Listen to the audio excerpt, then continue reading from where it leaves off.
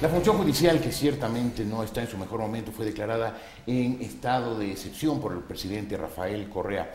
¿Qué implicaciones tiene esto?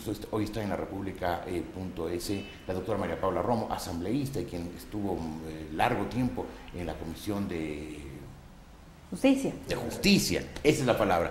Doctora, ¿qué implicaciones tiene esto? Y sobre todo, ¿qué causa pudo haber tenido? Sí, yo creo que hay que hacer un análisis, gracias Jorge, sobre este tema. La declaratoria de excepción, estado de excepción, es una facultad del presidente de la República y puede tener distintas implicaciones. En la Constitución, artículo 164 y siguientes, se regula el estado de excepción.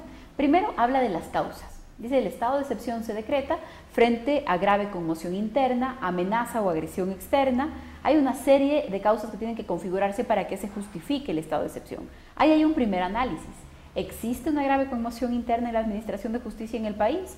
Que sea una situación que haya cambiado en los últimos días, en las últimas semanas, porque el estado de excepción, el decreto, habla de una acumulación de causas, que no es nueva, y habla de un incremento en esa acumulación que se produjo a partir del 2008. Entonces es difícil pensar en la inminencia de la conmoción, que es algo que sí manda la Constitución. Claro. Inmediatamente después el artículo dice que para hacer un examen de constitucionalidad el estado de excepción debe ser necesario, debe cumplir un principio de necesidad, de proporcionalidad, razonabilidad, o sea, hay una serie de requisitos.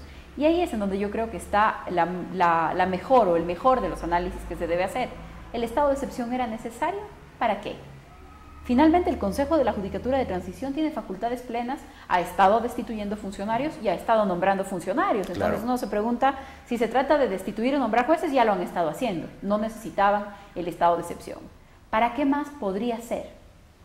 Yo me atrevo a pensar que para ejecutar los 400 millones de dólares adicionales que se han aprobado para estos 18 meses. En un estado de excepción, esa ejecución podría hacerse a través de contrataciones directas y no pasando por la ley de contratación pública. A dedo otra vez, como todos los contratos, o la mayoría de los contratos de este gobierno. Yo creo que ese es el riesgo o probablemente el objetivo del estado de excepción, aunque sí llama la atención, porque el presidente tiene una serie de facultades en estado de excepción, incluso imponer la censura previa en los medios, son las facultades que están en la Constitución, en la Convención Americana, se puede adelantar el cobro de tributos, hay una lista de cosas que puede hacer el presidente, pero el decreto habla sobre todo de una. Se dicta la movilización nacional, exacto, en particular de los funcionarios judiciales. Ahí es en donde yo ya tengo mi mayor sorpresa frente a ese decreto, porque yo habría pensado que se trataba sobre todo del tema del dinero y del presupuesto, pero no se comprende bien qué implicaciones podría tener lo de la movilización. Para usar un adjetivo cauteloso, resulta muy extraña la declaratoria de excepción mientras no logremos comprender qué es exactamente lo que está detrás, sobre todo el tema movilización. Porque si el estado de excepción hubiera dicho, se decreta estado de excepción para hacer un cambio en las partidas presupuestarias que puedan justificar un movimiento de 400 millones de dólares a una partida que no existía, creo que todos lo habríamos comprendido ahí. Pero el decreto termina diciendo, se encarga de su ejecución al Ministerio de Justicia y al Ministerio de Finanzas. Entonces, ahí uno empieza a decir, puede ser más que el presupuesto. Porque si no, ¿para qué se le encarga al Ministerio de Justicia? O algunas personas dicen, ¿por qué a los ministerios si tiene que ver con el Consejo de la Judicatura? Pero este es el resultado de la camisa en la que nos hemos metido. ¿Por qué a los ministerios? Porque obviamente el presidente en un decreto no le puede ordenar al Consejo de la Judicatura. O sea, por lo menos en teoría, el presidente no puede hacer un decreto y al final poner y se le ordena y yo le ordeno su cumplimiento a otro poder del Estado. Entonces, claro, corresponde que le ordene a un ministerio, pero finalmente les ordena a dos ministerios una intervención en temas de ejecución de la función judicial. Entonces, terminamos siempre con el enredo que era previsible a partir de este cruce de funciones que permitió la consulta.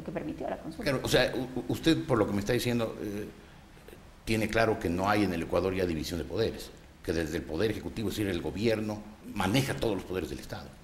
No sé si maneja todos los poderes del Estado, hace un rato pero fue cautelosa, deje de serlo un ratito. No, sí, hay que ser cautelosa. Hay que ser cautelosa. Para no en dictadura hay que ser palabras. cautelosa. No, en democracia. En democracia todo. También, sí. También, pero sobre todo en dictadura, en las relaciones personales, en todo, porque uno puede ser firme con las ideas sin agredir a las personas. Claro, no le pido que sea agresiva. Y para eso tenemos ya los sábados suficiente agresión.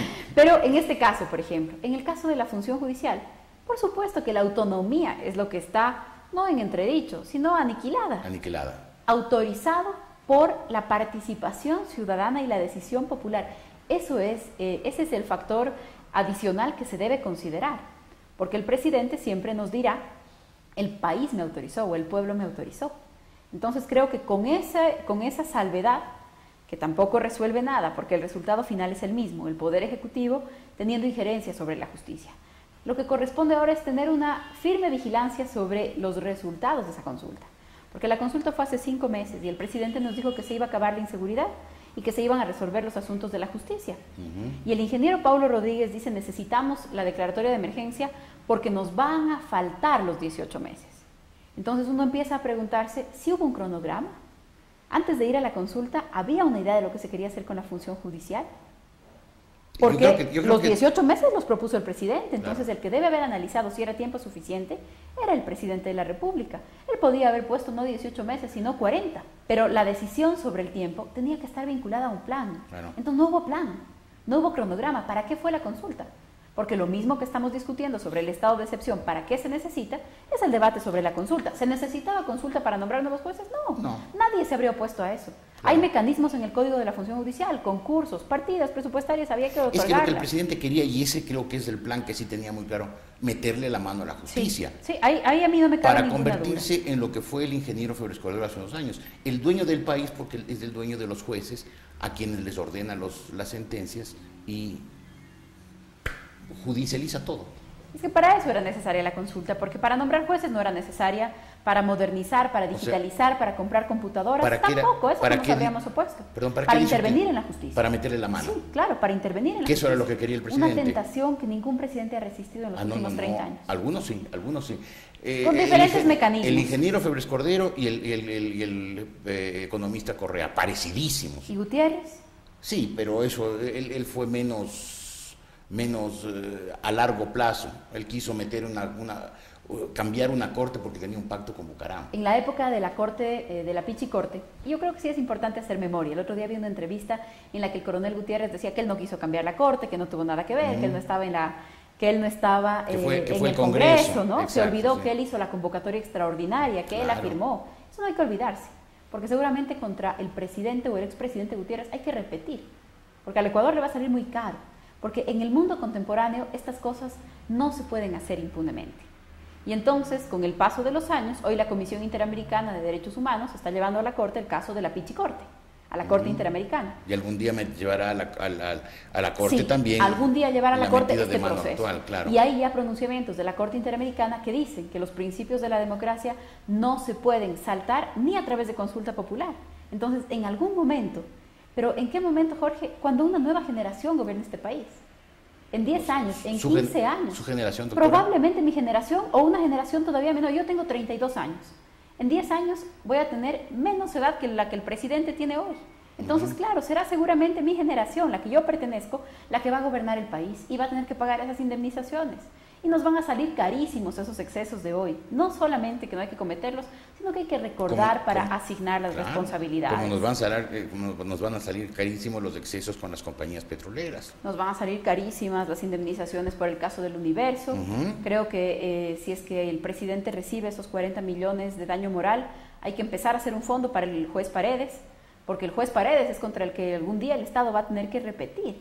Es el juez que se invente ese monto. O sea, creo que no podemos... No se lo inventó. El presidente pidió 80 millones, el juez Paredes pudorosamente le bajó a la mitad, que es todo lo que pudo hacer. Jorge, porque yo como ciudadana puedo ir donde un juez y decirle, ¿sabe qué? Tal persona me ha agredido, córtele la lengua. Y el juez me tiene que decir, usted está loca, señorita, o sea, usted no puede pedirme esas cosas. Pues, el juez tiene que decidir. Vaya a Arabia Saudita. El juez tiene que decidir. O sea, una petición la puede plantear cualquier ciudadano, claro, puede ser descabellada, excesiva.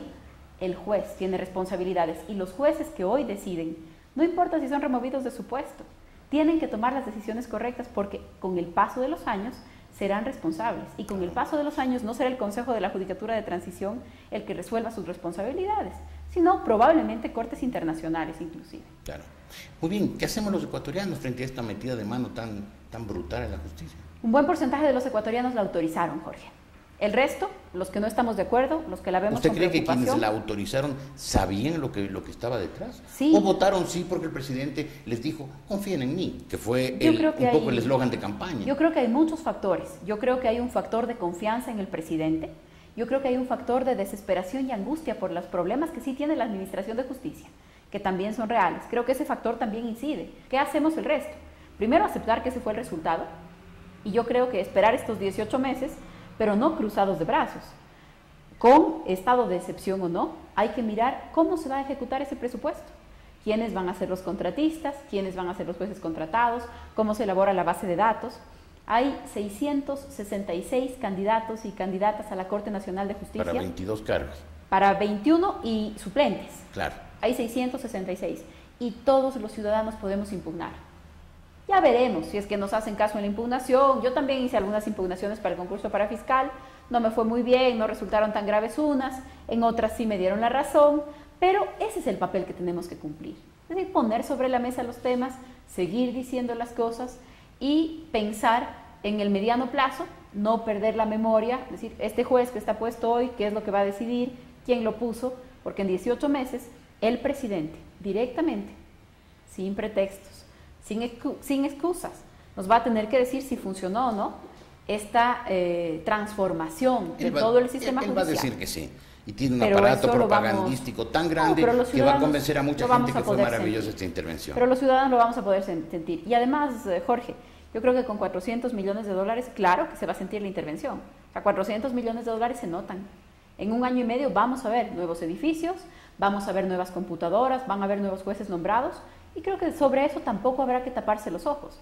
Pero vamos a ver si es que nuevos edificios y nuevas computadoras son suficientes cuando los jueces no son autónomos. Exacto. Es decir, no podemos decir no va a pasar nada. Claro que va a pasar. Con 400 millones pasan cosas. Prefiero mejores jueces a mejores edificios. Exactamente. Y yo me temo que va a haber peores jueces en mejores edificios. Eso es lo que vamos a tener que evaluar en un año y medio. ¿Qué decisiones y cómo le cuesta al ciudadano común sobre sus derechos y libertades, aunque sea con un mejor edificio o una mejor computadora? Porque no nos pueden poner a escoger.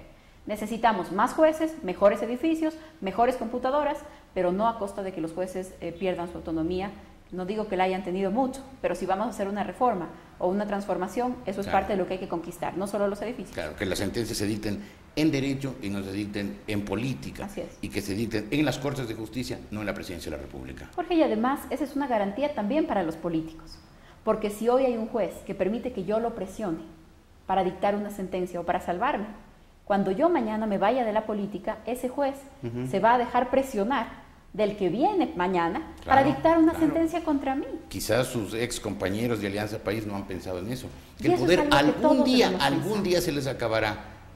Y esta estructura de opresión a la oposición que están causando, algún día se les revertirá contra ellos. Y por eso hay que escoger buenos jueces, incluso como una garantía para los políticos. Exacto. No solamente en la generosidad hacia los ciudadanos, como una garantía para los políticos. Como una garantía para los políticos, porque lo único, claro, si es que uno no ha hecho nada malo, lo único que va a garantizar que no esté perseguido, que no sea víctima del sistema de administración de justicia, es que ese juez no se deje presionar del próximo poder. Claro. Y eso significa que hoy no se deja presionar de nosotros. Doctora, muchas gracias por haber estado hoy con nosotros. Muy buenos días. Gracias. La doctora María Paula Romo, una experta en temas judiciales, en temas en general de la ley, hoy en la República Potosí.